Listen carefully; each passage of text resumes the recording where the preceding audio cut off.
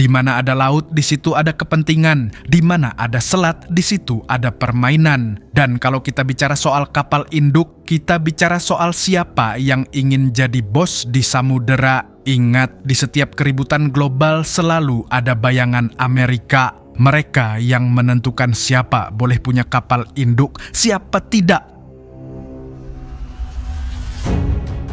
Sekarang Indonesia dikabarkan sedang melirik kapal induk tua milik Italia, ITS Giuseppe Garibaldi. Sontak dunia langsung bertanya, untuk apa Indonesia punya kapal induk? Ada yang bilang untuk pamer, ada yang bilang untuk jaga laut, tapi kami bilang ini soal geopolitik, soal bargaining power Indonesia di kawasan. Kapal ini bukan kapal sembarangan. Dulu, Giuseppe Garibaldi adalah simbol kekuatan Italia. Kapal induk panjang lebih dari 180 meter mampu mengoperasikan pesawat tempur Harrier dan helikopter. Tapi sekarang sudah pensiun sejak Oktober 2024. Italia pun menawarkan, "Hey Indonesia, mau nggak kapal ini kita refit jadi pusat operasi drone dan helikopter?"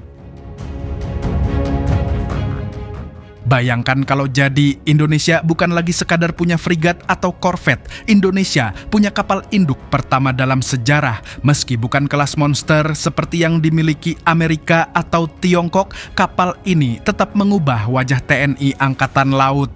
Karena kapal induk itu bukan hanya soal kapal, tapi simbol prestige, simbol bahwa kita negara besar.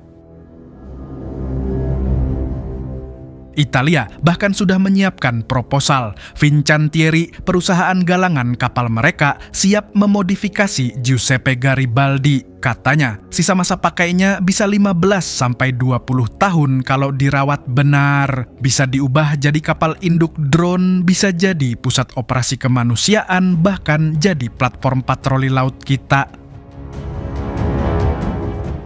Tapi tentu ada harga, biaya refit, biaya operasional, biaya pelatihan kru, infrastruktur dermaga, belum lagi soal armada pengawal. Karena kapal induk itu tidak bisa jalan sendirian. Harus ada kapal perusak, kapal logistik, bahkan kapal selam pengawal. Kalau tidak, kapal induk hanya jadi beban raksasa yang gampang ditenggelamkan.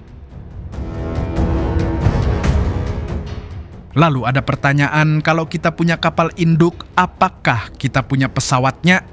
Harrier sudah tua, jet generasi baru seperti F-35B sangat mahal dan sulit didapat. Maka solusinya drone.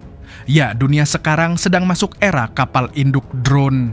Lebih murah, lebih fleksibel, dan tidak tergantung pada izin Amerika untuk menjual jet tempur.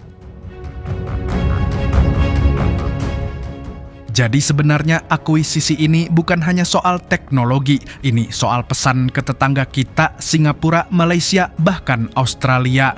Pesannya jelas, Indonesia naik kelas. Indonesia tidak lagi hanya jadi watcher di Asia Tenggara, tapi jadi negara dengan kemampuan proyeksi kekuatan maritim. Tapi ingat, pola seperti ini sering terjadi. Setiap negara yang naik kelas pasti ada ujian, pasti ada yang coba sabotage. Entah lewat politik, ekonomi, bahkan sosial, Indonesia harus belajar dari sejarah. Jangan sampai punya kapal induk tapi malah sibuk ribut di dalam negeri. Karena pertanyaan besarnya bukan mampu atau tidak beli kapal induk, tapi mampu atau tidak kita menjaga kedaulatan bangsa sendiri. Peace.